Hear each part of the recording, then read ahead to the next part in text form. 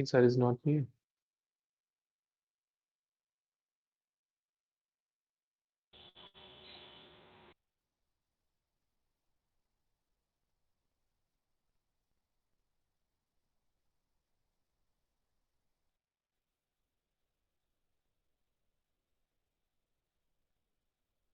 Is anyone can confirm this?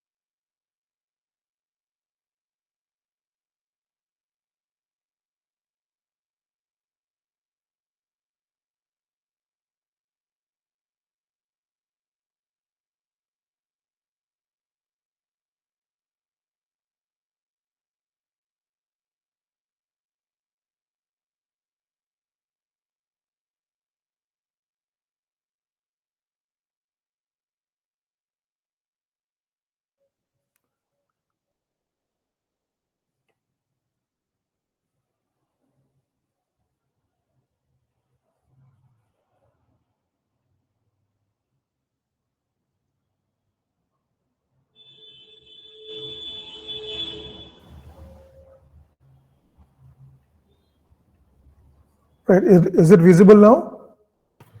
Yes, sir, it is. Okay, fine.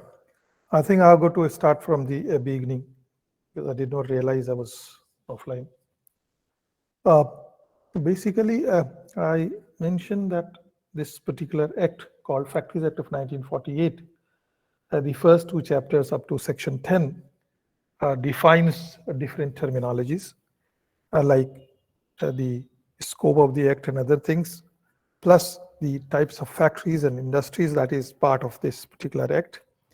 It also defines different individuals as to what is the meaning of adult, adolescent, child, women, so on and so forth. It also talks about the definition of different machines, which are termed as dangerous machines or other types of machines which are there. But section 1 basically, section 11 begins in chapter 3 with the provisions of health. And first thing is the cleanliness that we are talking about. Subsection 1A of section 11 says that uh, all accumulated dirts and refuse should be cleaned, on everyday basis. That is the staircase, passages, floors, and everything by either manually or with the help of any machine or any other means that is there. It also says that disposal of such uh, wastes, disposal of such dirts and refuse should not be just thrown out. It should be proper arrangements has to be made for the disposal of these dirts and refuse away from the factory and away from the masses as well. It also says in subsection 1B that all factories, all parts of the factories must be cleaned by washing with water if it is possible, or by mopping the floors, manually or with the help of machines, at least once every week. It says at least once every week.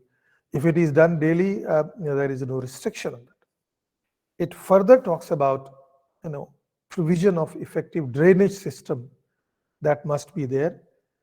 If the production process is such that drainage of water is being created by the use of water, and such a water must be drained out of the factories, and the floors should not have any water whatsoever, because if the floors are slippery, this may cause accidents occurring in the factory system that is there.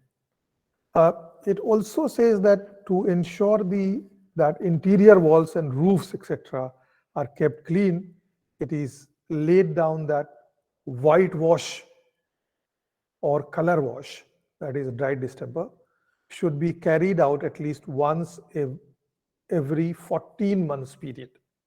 Right? Whitewashing of the factory, walls.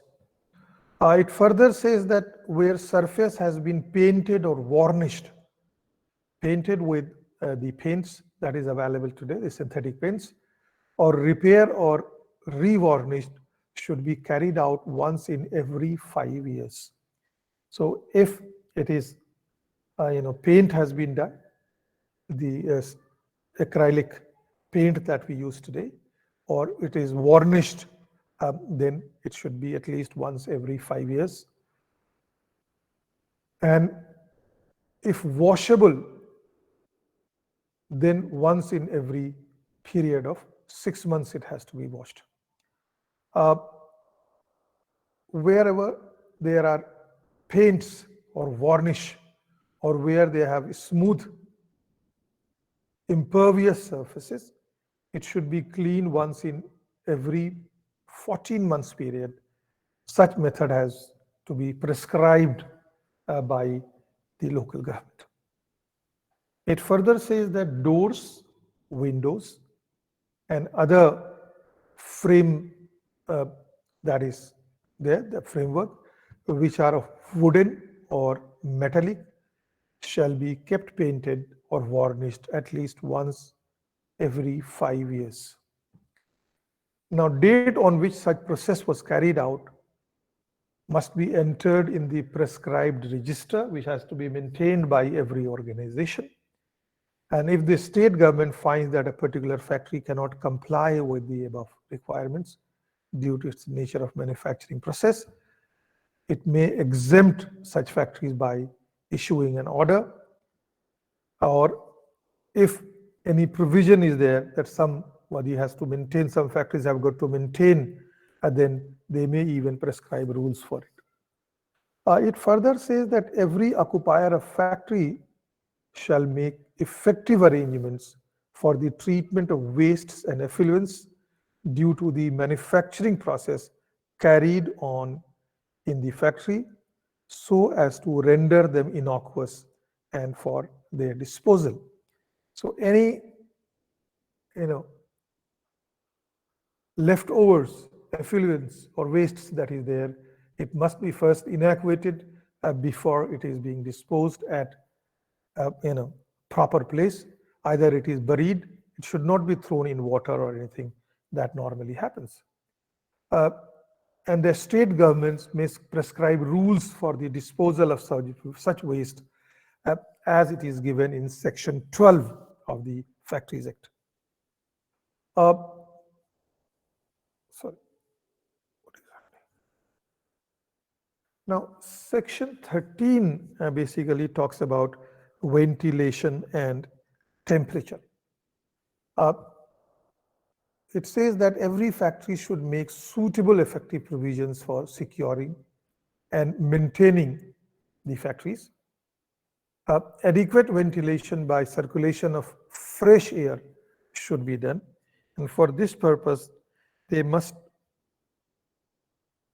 have both natural as well as the artificial means. Such temperature as will secure to the workers reasonable conditions of comfort and prevent injury to health. That is, reasonable temperature depends upon circulation of air in each case. And the state government here can monitor and specify as to what should be done. Now, once we talk about maintenance of temperature, first is circulation of air. So there has to be windows, there has to be, ventilators, and they should install fans where nature of production is such, or they must install cooler, or they must install air conditioners depending on the nature of production and the kind of manufacturing process that is being carried out and state government may prescribe rules for it. It further says that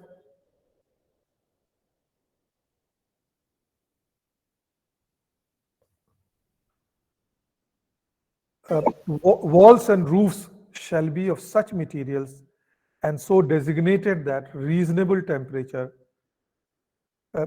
is maintained and it does not exceed beyond a certain level or does not fall down beyond a certain level. Where the nature of work carried on the factory generates excessive temperature, it prescribed certain rules are there by separating such process from the workroom or insulating the hot parts or adopting any other effective methods which will protect the workers. And the chief inspector of the factory is empowered to direct any factory to adopt such methods which will reduce the excessive high temperature in this or low temperature. In this regard, he can specify the measures which in his or her opinion should be adopted, that is given in the section 13.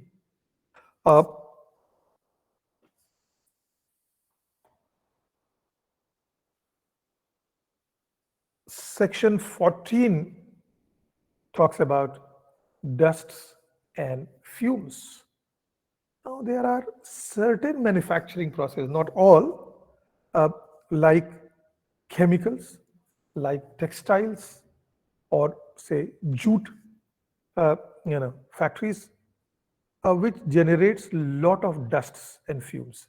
Even we talk about cotton processing units, it produces quite a lot of dust. Or we also find that if crushing of building material is being done, as we do for the roads and buildings, that will also create lots of dusts and fumes that is there. And it is always found that these dusts and fumes are injurious to the health of workers employed in such manufacturing units or process. And it has prescribed measures for the health of those people. And it says that every factory, effective measures should be taken to prevent the inhalation and accumulation of dust, fumes, etc. in the workrooms. Right? Wherever necessary, an exhaust appliances should be fitted as far as possible, and it should be there at the point of origin of dust, fumes, or other impurities. Such point shall also be enclosed as far as possible so that those dust and fumes are being exhausted out. If stationary internal combustion engines are being used, then they must have exhausts which should be carried out outside in the open air. So if say a generator set is an example of stationary internal combustion engines, and they must have the number one, the silencers being installed, and number two, the fumes that comes out of those machines should be carried out and put in the open air so that it does not get into the factory. It also says that in cases of other internal combustion engines, effective measures shall be taken to prevent the accumulation of fumes and dusts. That is given in section 14. It may be pointed out that evidence of actual injury to health is not necessary if the dust or fumes by reason of manufacturing process is given off in such quantity that it is injurious or offensive to the health of the workers employed therein. The offense is committed under this section. And it says that they must create such things. Now, the problem of this particular injury as a result to health as a result of dust and fumes could be very well noticed in factories, along Delhi, Kolkata, railroad. So if you travel from Delhi, we find that what is happening in the city of Ghaziabad, or what is happening in the city of,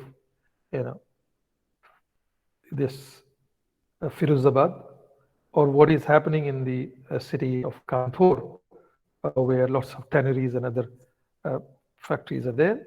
Or even if you move towards, you know,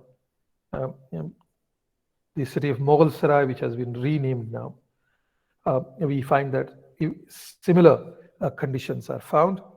So they have to take effective measures as provided in the Factories Act. Section 15 talks about artificial humidification. Now, humidity means the presence of moisture in the air, as we all know. In certain industries like cotton, textile, cigarette, etc., higher degree of humidity is required for carrying out the manufacturing process. For this purpose, humidity of the air is artificially increased as we get into the production process, and therefore measures must be taken to decrease the humidity, because that humidity adversely affects the health of the workers. Therefore, in subsection 1 of section 15, the state government is empowered to make rules prescribing the standards of humidification as to what is the maximum humidity that is allowed in the factory, and they must have instruments to measure that. And it also says that they must have methods for regulating those humidity that increases in the factories by adopting artificial means. It also says that prescribed test should be there for finding out the humidity level. It also talks about adequate ventilation and cooling of the air in the workrooms. Now, if wherever humidity happens to be higher, what exactly do we do? We find that air conditioners are one measures for decreasing the humidity. It also talks about other means as far as the humidity is concerned, right? So ventilation has to be maintained within those factories. Subsection 2 of the section 15, it lays down that wherever humidity increases and water is used for the production process, then the sources of drinking water and sources of factory use should be from two different places. It should not be the same. Or if it is the same, then purification must be done as far as this water supply is concerned for the public consumption and for drinking.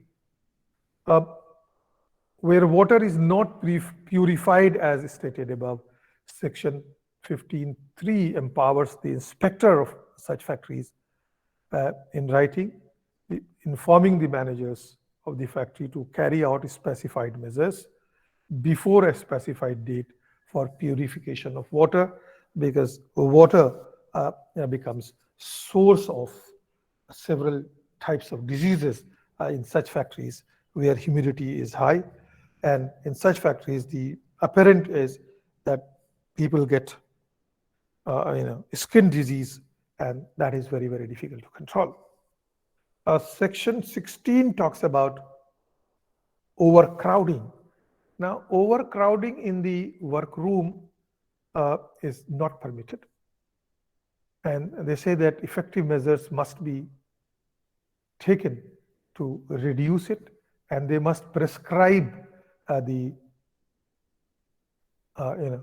measures for it. So subsection 1 of section 16 prohibits the overcrowding in the factory rooms to the extent it causes injuries to the health of workers. Now, apart from this general prohibition, subsection 2 lays down minimum working space that must be provided to every worker. That is, it says that it must be 14.2 cubic meters of space per worker in every workroom. Now, this is as far as the factories built after 1948. For calculating the work area, the space more than 4.2 meters above the level of the floor will not be taken into considerations. So upper level is 4.2 meters, and then both sides should be, all four sides should be there. The chief inspector, under section 3, can paste a notice regarding or post a notice that is there in every factory rooms as to how many people should be allowed in that factory rooms. Now, according to this section, notice should be in English as well as in the local language that is understandable to the majority of people. Now, it should be displayed at some conspicuous places so that everybody can see it. And it also talks about, it should be maintained in clean and legible conditions, those notices, so that it could be seen. But there are certain exemptions which are also there. The chief inspector may order in writing the exemption to certain factories if the section is subject to such conditions as he or she may think fit to impose as far as these factories are concerned. Now, if the factory was built prior to 1948, then it talks about 10 cubic feet of space rather than 14 plus. Now, section 17 talks about lighting, how lighted should be the factory. It says that adequate lighting is the term that this particular act used. So every factory must provide and maintain sufficient and suitable lighting. The means can be natural, it can be artificial, or both, in every part of the factory where workers are working or workers are passing by.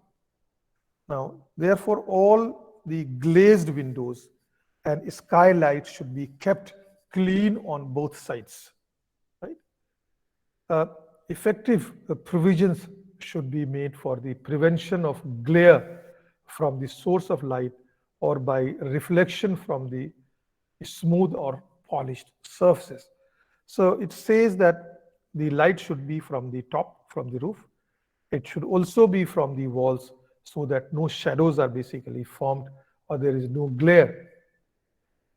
Because formation of shadow to such an extent cause eye strain or the risk of accident to any worker, and therefore it has to be prevented. And the state government is empowered to lay down a standard or sufficient and suitable light for factories. Now, it doesn't say that you should have extra lights.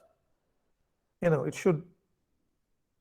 says proper lighting has to be there, and therefore it is necessary. If any factory does not maintain it, of course, they are liable to be penalized. Section 18 talks about drinking water. Now, it says that every factory should make effective arrangements for supply of drinking water to the workers. And it says that the water should be wholesome, i.e. free from impurities. So it should be edible. Water should be supplied at suitable points, convenient for all workers to fetch it. for the consumption purpose. No such point should be situated within 6 meters of any washing place or urinals or latrines or spittoons. An open drain must be carrying sewage or effluent or any other source of contamination of such waters unless otherwise approved in writing by the chief inspector.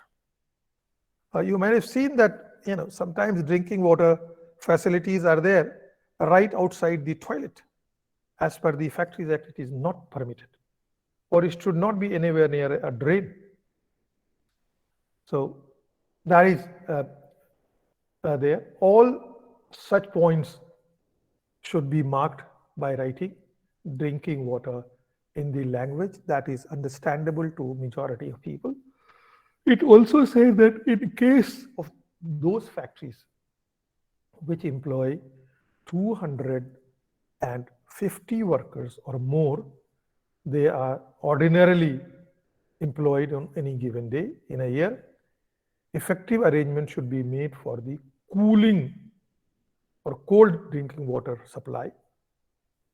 Now, in such case, arrangement should be made for distribution of water to the workers, or they must have, earthen jars, being put outside the factory rooms, or they must install water coolers for the drinking water purposes which are there.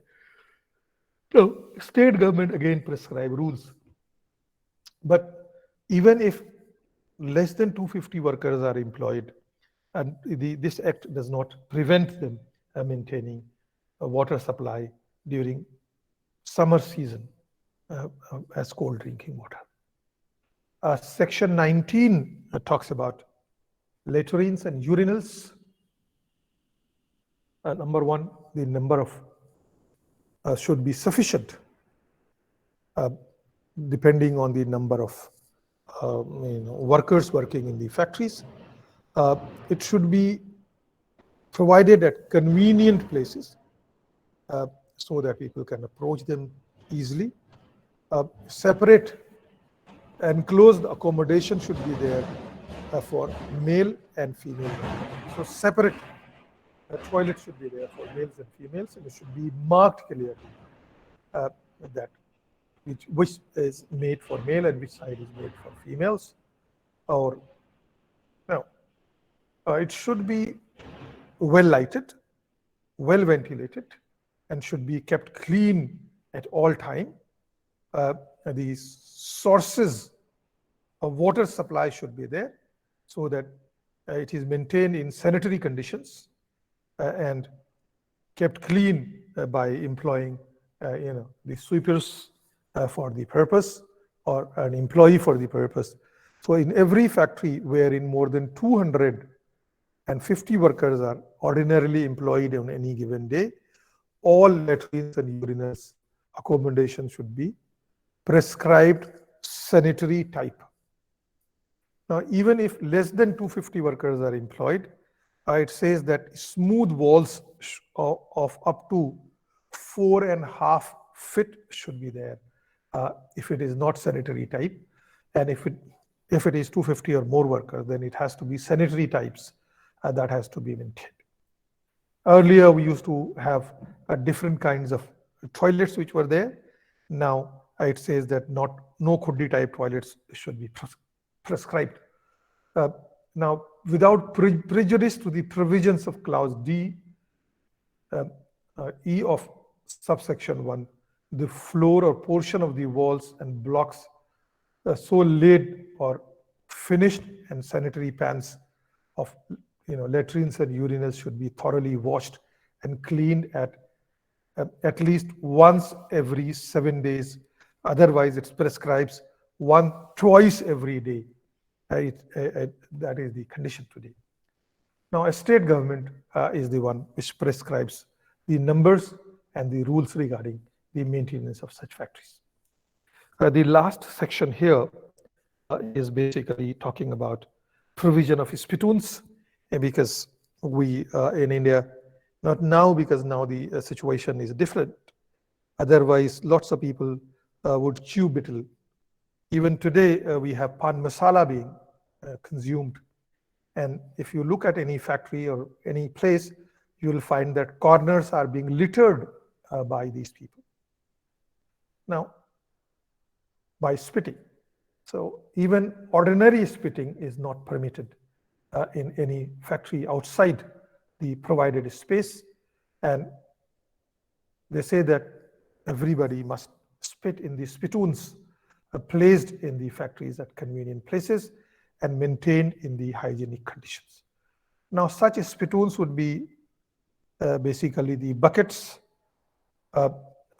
filled with sands or any other modern devices which are available for absorption of those spits and should be cleaned on regular intervals. And anybody found spitting outside will be penalized. That is the provision of this particular act. They will be fined if they are found that they are not following the provisions of this particular act as it comes. Now, I'll stop here for today and continue other provisions